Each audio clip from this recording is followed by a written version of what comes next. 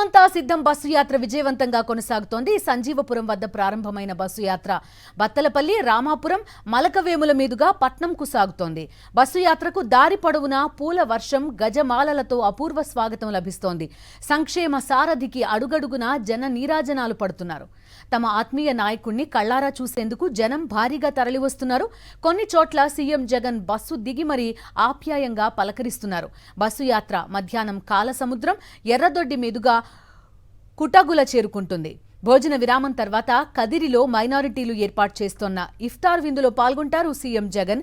అనంతరం మోట్కపల్లె, జోగన్నపేట, ములకలపల్లె మీదుగా చీకటిమణిపల్లెకు బస్సు యాత్ర చేరుకుంటుంది. సీఎం జగన్ అక్కడే బస చేస్తారు.